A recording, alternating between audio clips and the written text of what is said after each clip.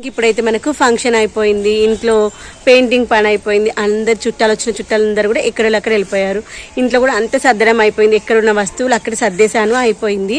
ఇంకా మిగిలింది ఫైనల్ ఏంటంటే టెంట్, మనకి ఫంక్షన్కి సంబంధించినటువంటి వస్తువులన్నీ ఈరోజు వెళ్ళిపోతాయి, అది కూడా అయిపోతుంది. తర్వాత మిగిలింది మన యొక్క మిద్దె తోటని మళ్ళీ యథాస్థానానికి తెచ్చుకునే బాధ్యత ఇప్పుడు నాది. ఎందుకంటే ఈ ఒక నెల 15 రోజుల నుండి మొక్కల్ని సరిగా పట్టించుకోవట్లేదు. ఇప్పుడు మనమైన పిల్లల్ని ఏదైనా పనిలో పడి పిల్లల్ని చదివించడం సరిగా చదివించలేదు అనుకోండి, అప్పుడు ఏం చేస్తారు, పిల్లలు సరిగా చదువుకోకుండా కొంచెం చదువులో ధ్యాస వదిలేసి ఇంకా ఆటల మీదకి మళ్ళుతుంది కదా ధ్యాస. అదేవిధంగా మొక్కలు నేను ఈ మధ్యలో పట్టించుకోవట్లేదు, అందుకే మొక్కలు చాలా వరకు డల్ అయిపోయినాయి, కొన్ని మొక్కలు అయితే చచ్చిపోయినాయి కూడా. కాబట్టి ఇంకా ఈ రోజు నుండి అయినా మొక్కల్ని కాస్త కాన్సన్ట్రేట్ చేసి వాటికి కావాల్సిన లిక్విడ్ పోషకాలు ఇస్తూ వాటికి కావాల్సినటువంటి ఎరువులు వేస్తూ మొక్కల్ని అయితే మళ్ళీ ఒక నెలలో మళ్ళీ యథాస్థానానికి తీసుకొచ్చే బాధ్యత నాది. ఏంటంటే మొక్కలు ఇచ్చేటువంటి తృప్తి జీవితంలో ఇంకేవి ఇవ్వలేవో నేనైతే అనుకుంటాను. ఒక్కొక్కరికి ఒక్కొక్క విషయంలో ఇంట్రెస్ట్ ఉంటుంది. నాకైతే మొక్కలంటే చాలా ఇష్టం.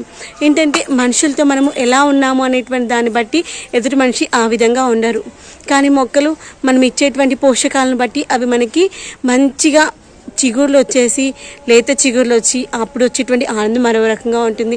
తర్వాత పూత వచ్చినప్పుడు మరొక సంతోషాన్ని ఇస్తాయి, కాయలు పండ్లు వచ్చినప్పుడు మరొక రకమైనటువంటి తృప్తిని ఇస్తుంది. అందుకే మొక్కలతో కాసేపు స్పెండ్ చేసామనుకోండి, ఆరోగ్యంతో పాటు మన బాడీకి మంచి వ్యాయామం అవుతుంది, మనసుకు తెలియనటువంటి ప్రశాంతతనైతే వస్తుంది. అది మొక్కలు పెంచే వాళ్ళకు మాత్రమే ఆ యొక్క మొక్కలు ఇచ్చేటువంటి తృప్తి తెలుస్తుంది, మిగిలిన వాళ్ళకు అదొక పిచ్చిలాగా అనిపిస్తుంది.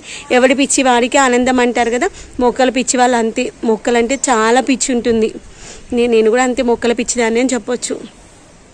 మనుషులతో మాట్లాడకంటే కాసేపు మొక్కలతో స్పెండ్ చేస్తే మనసుకు శరీరానికి చాలా ప్రశాంతంగా ఉంటుంది. ఇప్పుడైతే నేను ఒక్కొక్క మొక్క ఎలా ఉంది ఏంటో చూపిస్తూ వాటిని ఎలా రికవర్ చేయాలో చూపిస్తాను. తర్వాత పెయింటింగ్ చేసేటప్పుడు మనం మళ్ళీ మొక్కను తీసేద్దామని అన్నారు కదా పెయింట్ చేసేవాళ్ళు, కానీ నేనైతే కష్టపడి మొక్కనైతే కొంతవరకు హాఫ్ పార్ట్ క్రూన్ చేసి మిగిలినటువంటి పార్ట్ని అయితే తీసేయకుండా దాన్ని ప్రొటెక్ట్ చేశాను. ఇప్పుడు మళ్ళీ కొత్త చిగురులు వచ్చాయి, ఇంకొక 2-3 నెలలు దాన్ని నేను సపోర్ట్ ఇవ్వలేదు అనమాట. సపోర్ట్ ఇచ్చామనుకోండి మస్తు ఉంటుంది, మొక్కలతో మంచి గ్రోత్ వస్తాయి అనమాట. వాటిని ఏ విధంగా చేసుకోవచ్చు ఏంటనేది చూపిస్తాను. వచ్చేసేయండి. వచ్చే ముందు చిన్న రిక్వెస్ట్ ఫ్రెండ్స్, నా యొక్క ఛానల్ చూస్తున్నారు కానీ ప్లీజ్ సబ్స్క్రైబ్ చేసుకోవట్లేదు అబ్బా, ప్లీజ్ సబ్స్క్రైబ్ చేసుకుని సపోర్ట్ చేస్తారని ఆశిస్తుంది మీ కవిత. ఓకే, వచ్చేసేయండి. గుడ్ మార్నింగ్ అండి, welcome back to my channel. అందరు ఎలా ఉన్నారండి? నేనైతే చాలా బాగున్నాను, మీరు కూడా బాగుండాలని ఆశిస్తున్నాను. కవిత ఏంటి, కోడి పిల్లలు మొత్తం జొన్నలకు వదిలేసింది అనుకుంటున్నారా? ఆ జొన్నలన్నీ పురుగు వచ్చేసినాయి అనమాట, అందుకనే పక్షుల కోసం అని వదిలేశారు. అయితే ఈ యొక్క పక్షులు ఈ యొక్క కోడిపిల్లలు ఏం చేసినాయి, దాంట్లో ఉన్న పురుగు తినడం కోసం అయితే వచ్చాయి. వాటి అయితే నేను ఈ విధంగా కట్టేశాను. ఇదిగోండి, చాలా రోజుల తర్వాత మనం మిద్దె తోటనైతే ఒకసారి చూసేద్దాం. మల్లె చెట్టు మనకి ఇక్కడ ఇంతవరకు పైకి ఉండేది కదా, అదంతా అయితే నేను తీసేసాను కదా. ఇదిగోండి, అక్కడ కూడా చూడండి మల్లె చెట్టు మంచి చిగురు వచ్చింది. దాన్ని యాక్చువల్గా మంచిగా మనము సపోర్ట్ ఇస్తే ఇంకా సూపర్గా ఉంటుంది. డ్రాగన్ ఫ్రూట్ మొక్క దాని సీజన్ అయిపోయింది కాబట్టి ఫ్రూటింగ్ అయిపోయింది. తర్వాత దీన్ని మనము నెక్స్ట్ క్రాఫ్ట్ కోసం దాన్ని క్రూనింగ్ చేయడము. ఇదిగోండి, ఇలా మొక్క అయితే డ్యామేజ్ అవుతూ ఉంటుంది కదా, ఈ యొక్క డ్యామేజ్ నుండి మొక్కను ఎలా సర్వైవ్ చేసుకోవాలి. మొక్కకైతే ఎక్కువగా ఇలాంటిదే వస్తుంది అనమాట, ఫంగీ. ఆ యొక్క ఫంగీ రాకుండా ఉంటాయి, ఇలాంటి ప్రికాషన్స్ తీసుకోవాలి. అవన్నీ మన వీడియోస్లో ఉన్నాయి, కావాలని చూడండి. ఇదిగోండి, ఈ యొక్క వంకాయ చెట్టు అయితే అయిపోయింది దీని పని. ఈ యొక్క వంకాయ చెట్టు తీసేద్దాం. మంచిగా నేను మా చిన్నోడి ఫంక్షన్కి హల్దీ ఫంక్షన్ చేసినప్పుడు ఇది పెట్టుకుందాం అనుకున్నాం గోరింటాకు, కానీ ఈ యొక్క గోరింటాకు చెట్టు కూడా హ్యాండ్ ఇచ్చేసింది. నేను పచ్చిమిరపకాయలు చూడండి ఎంత మంచిగా ఉన్నాయో. రేపైతే చల్ల మిరపకాయలు వేసుకుందాము. మస్తు మజ్జిగా ఉంది ఫంక్షన్ది, పెరుగు. ఇంకా దాన్ని వేస్ట్గా పాడేయడం ఎందుకు అని ఆలోచిస్తే సడన్గా గుర్తుకొచ్చింది, మజ్జిగ మిరపకాయలు చేసుకోవచ్చు కదా అని.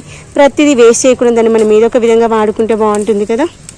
ఇదిగోండి టమాటా మొక్క, ప్రతి మొక్క మనం పెట్టడమే కదా, దానికి సపోర్ట్ ఇస్తేనే మొక్క అనేటువంటిది ఇరిగిపోకుండా బ్యాలెన్స్డ్గా ఉంటుంది అనమాట. ఇదిగోండి పచ్చిమిరపకాయలు చూడండి ఎంత మంచిగా ఉన్నాయో. ఇదిగోండి, ఇలా మనము మిరపకాయలు తెంపుకొని పోయి ఈరోజు మనం మా చిన్నోడికి అయితే చాలా ఇష్టం చల్ల మిరపకాయలు. మీ పిల్లలకి ఇష్టమా చల్ల మిరపకాయలు, మీకు ఇష్టమా? కామెంట్ సెక్షన్ చెప్పడం మర్చిపోవద్దు. పిల్లలకి మనము మంచి హెల్తీగా ఉండేటువంటి ఫుడ్ని అలవాటు చేసామనుకోండి, వాళ్ళు మన అలవాటు చేసిన దాంట్లో ఎంతో కొంతనైతే అలవాటు చేసుకోగలుగుతారు. మనం ఎక్కువగా బయట ఫుడ్ అలవాటు చేయకుండా ఇంట్లో హోమ్ ఫుడ్ ఇచ్చాక బయట ఫుడ్ని అస్సలు ప్రిఫర్ చేయ. మా వాడికి అయితే నేను చేసే వంటలు అంటేనే చాలా ఇష్టం అనమాట.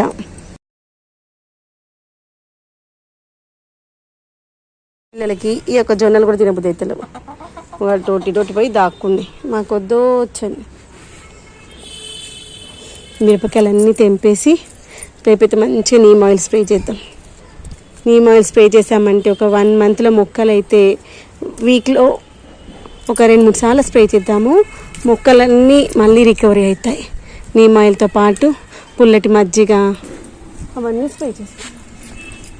ఇదిగోండి కనకాంబరాలు అయితే మస్తు ఉన్నాయి. ఇదిగోండి తెంపేసుకుందాము. ఇంతకుముందే మొత్తం అంతా క్లీన్ చేసేసి నీళ్ళు అయితే పోసుకున్నాను. కనకాంబరాలు చూడండి ఎంత మంచిగా వస్తున్నాయో. లిక్విడ్ పోషకాలు ఇద్దాం అనుకున్నాను, ఈరోజు కుదరలేదు, రేపని ఇచ్చుకుందాం లిక్విడ్ పోషకాలు. ఇది ఇంత పెద్ద చెట్టు ఎందులో ఉందనుకుంటున్నారు? 1 లీటర్ వాటర్ బాటిల్లో ఉంది.